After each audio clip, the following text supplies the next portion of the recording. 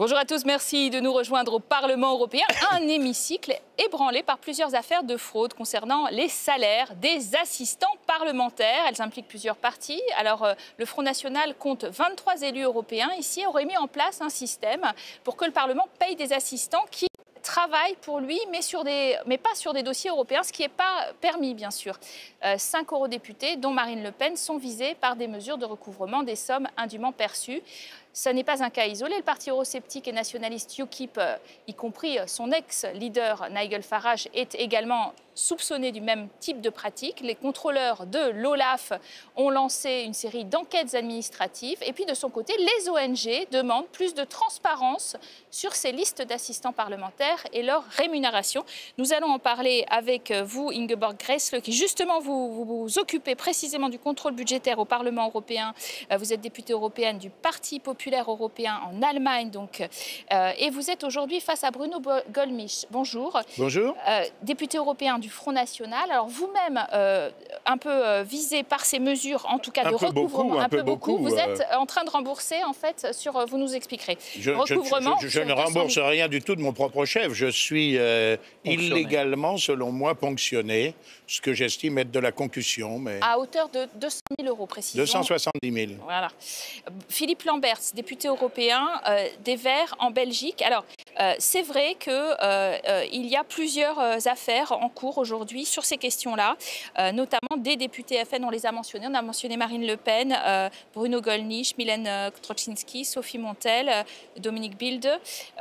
Plus d'1 million d'euros qui sont effectivement qui doivent être remboursés pour des collaborateurs qui travaillaient à Nanterre. Et alors, il faut bien expliquer quelles sont les règles exactement du Parlement européen, Madame Grässle, pour les assistants parlementaires, pour nous téléspectateurs qui n'y comprennent pas toujours grand-chose. Les règles sont claires. On a deux différentes sortes d'assistants. Les assistants accrédités ici pour les députés.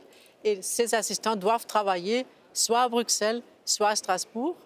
Sinon, on a les assistants locaux. Ceux, ils travaillent normalement dans les circonscriptions.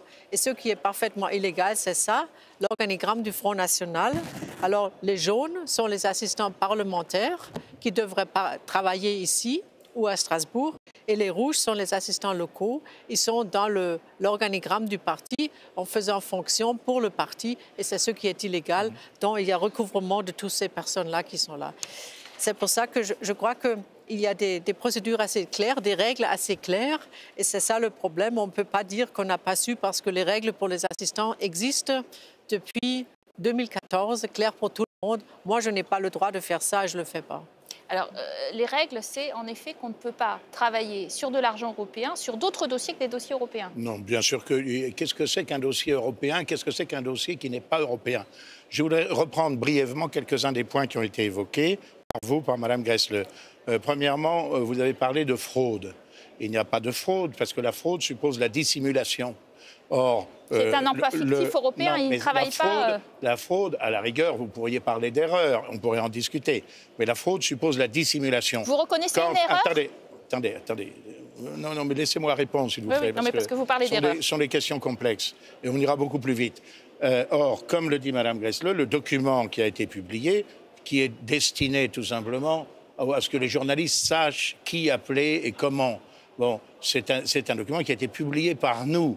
Donc, s'il y avait une volonté de fraude, il y aurait une dissimulation. On n'aurait pas publié ce document. En ce qui nous concerne, nos assistants ont fait un travail politique d'assistance du député. Mais alors, je vais vous montrer. Mon assistant, moi je suis ponctionné, voilà. Je vais vous donner un constat d'huissier. Vous êtes ponctionné, vous dites des 2 tiers de ce que vous gagnez On me réclame les 3 quarts. On me réclame de rembourser les salaires de mon assistant. Voilà le constat d'huissier qui prouve qu'il a une parfaite connaissance de mes 600 dossiers européens. Voilà les chroniques en relation avec l'Europe que mon assistant a rédigées. Voilà les explications de vote qu'il a rédigées au Parlement européen. Voilà mais il n'y a pas eu. C'est ça qui est extraordinaire. Et je termine. Voilà, je termine juste. Voilà mes interventions au Parlement européen auxquelles il a contribué, et voilà les notes et études qu'il a rédigées. Donc vous comprenez que le contrôleur européen, il est accusé donc par votre parti de ne pas d'être équitable, de ne pas être indépendant. La procédure dont j'ai fait l'objet, elle repose exclusivement à ce jour, en ce qui me concerne, sur 2 personnes. M. Schulz, le président du Parlement européen, qui l'a mise en branle, M. Welle, un ancien fonctionnaire mais issu de partis politiques opposés au mien, qui l'exécute. Donc vous dites que c'est un procès politique, à vous.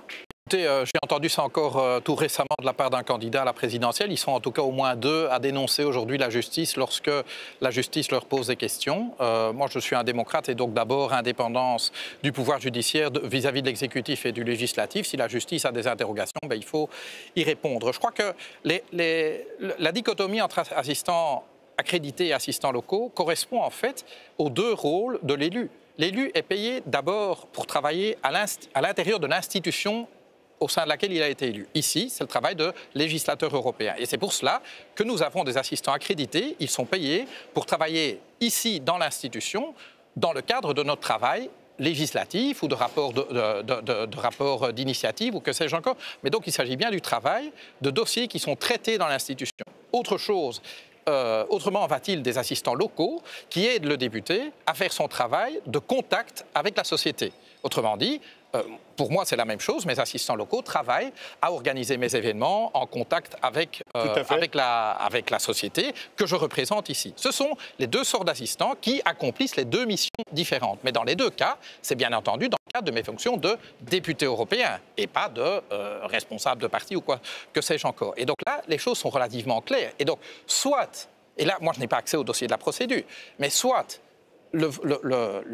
les élus incriminés du Front National peuvent faire la démonstration que dans l'un et l'autre cas, assistants locaux, assistants accrédités, ils font le boulot et c'est très bien, soit ils ne peuvent pas en faire la démonstration et il y a un problème. Pour la chef de cabinet de Marine Le Pen, par exemple, le leader du FN, donc Catherine Griset, en effet, on dit qu'elle a mis les pieds peut-être 12 heures maximum au Parlement européen alors qu'elle était assistante accréditée à Bruxelles.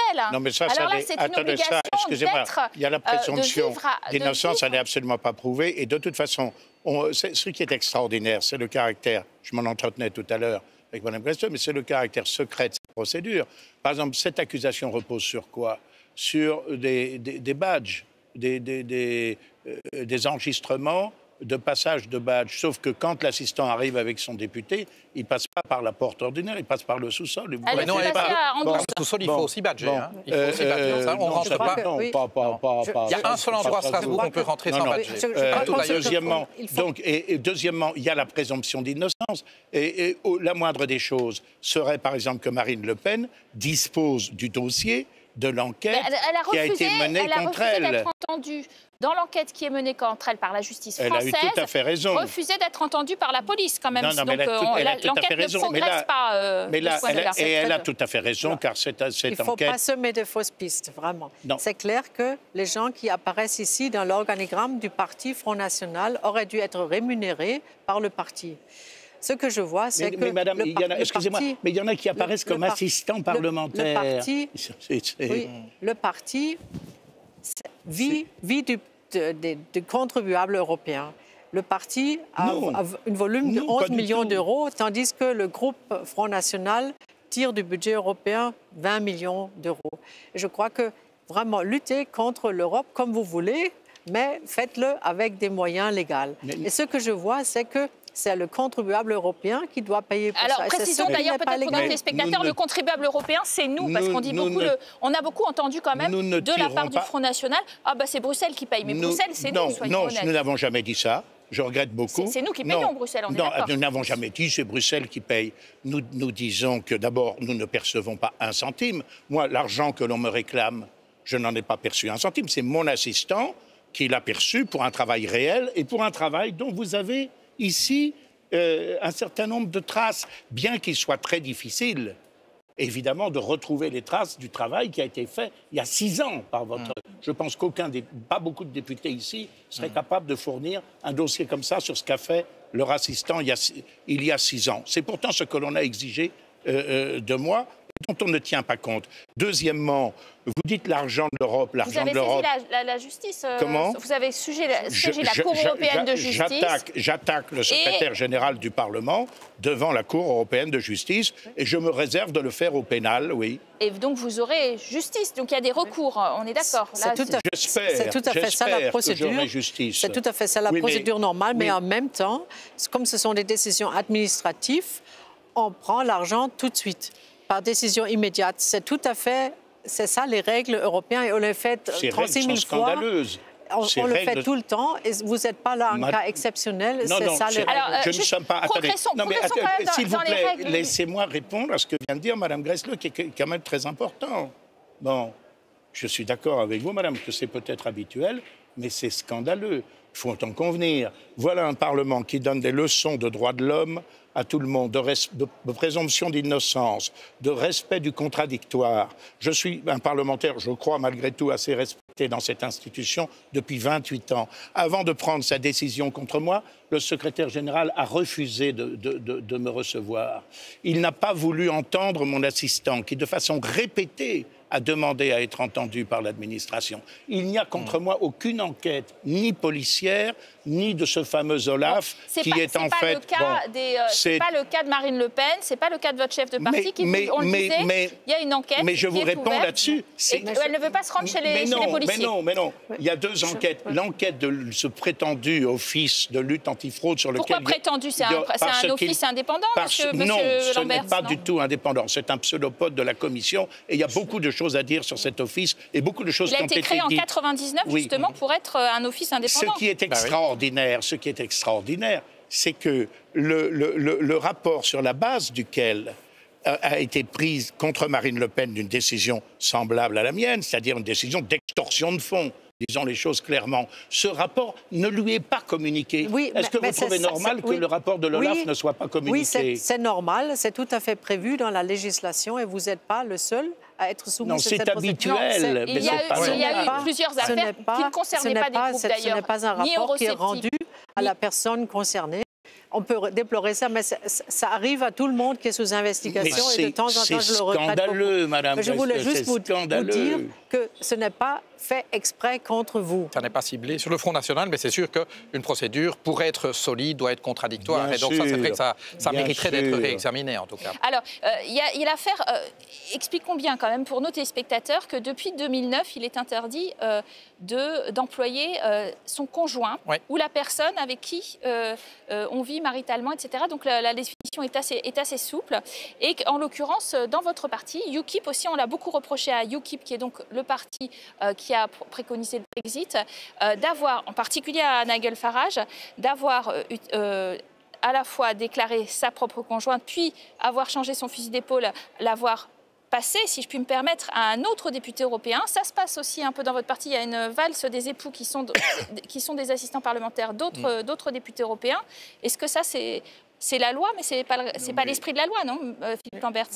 Je crois en tout cas que si on a mis en place cette règle, et c'était bien avant l'affaire Fillon en France, c'était parce qu'on se doutait bien que même si quelque chose est légal, ce n'est pas nécessairement bien perçu et perçu comme légitime de la part de nos concitoyens. Et c'est vrai qu'il faut le reconnaître, comme eurodéputés, nous sommes bien payés, nous faisons partie des personnes qui ont des revenus confortables dans la société. Et donc, c'est vrai que c'est mal perçu dans la société que les élus, en plus de ça, fassent bénéficier de revenus du même tonneau de membres de leur famille. Et donc, qu'on ait séparé les choses, je pense, est une chose saine. Je dois vous dire que les personnes que j'ai engagées dans mon équipe étaient jusqu'au jour de leur engagement des illustres inconnus pour moi. Donc, je les ai recrutés sur dossier. Et je pense que c'est une bonne chose de séparer, je dirais, la vie familiale de la vie professionnelle. Je l'aurais de toute façon fait sans la règle, mais je crois que le fait d'avoir une règle est une bonne chose. Maintenant, c'est vrai qu'elle est incontournable, c'est évident.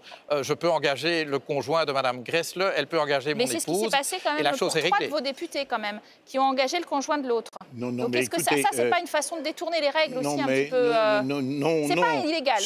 Non, d'abord, c'était légal et en l'occurrence, il s'agissait de personnes qui de notoriété publique.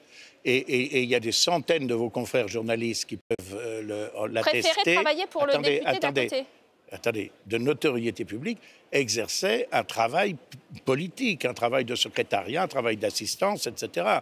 Donc ça n'a rien à voir avec un emploi fictif. Oui, bien sûr. Et c'est vrai que je préfère, en général, choisir mes assistants, contrairement à M. Lamberts, qui est peut-être particulièrement vertueux, mais je préfère les choisir au sein du Front National qu'au sein du Parti Socialiste. Terminons quand même sur l'idée, parce que c'est la contrôleuse budgétaire que je veux entendre là, Transparency International, qui dit finalement il est temps de fournir au public, c'est-à-dire d'ouvrir un peu les portes et les fenêtres, une série de données sur ces assistants parlementaires, où ils sont employés, comment, à quel tarif, parce qu'il y a aussi des enveloppes budgétaires qui parfois paraissent démesurées. Est-ce que ça, c'est une revendication légitime, Madame Gressle? Vous savez, non, je ne crois pas, parce qu'il ne faut pas traiter nos assistants différemment du reste de la population dont on ne sait rien des salaires. Je crois que ce qu'on a sur la table, le problème que soulève M. Gollnisch, ça montre que les contrôles fonctionnent, ça montre que l'administration du Parlement fait son travail et qu'il regarde. Il y a 31 recouvrements de fonds pour le moment avec les députés, dont 6 fonds nationaux. Mais plus d'autres partis, alors? Oui, ça prouve que les systèmes de contrôle fonctionnent. Nous, on n'a pas besoin de Transparency International. Heureusement pas, parce qu'on a appris à le faire nous-mêmes. On a fait un peu plus la lumière sur le fonctionnement de ce Parlement européen. Merci à vous de nous avoir suivis. Merci à vous d'avoir participé à ce débat. Je vous donne rendez-vous dans la seconde partie de notre programme pour poursuivre un peu sur ce thème et surtout sur l'avenir de l'Europe en compagnie du nouveau président de cette enceinte, Antonio Tajani. A tout de suite, juste après la pause.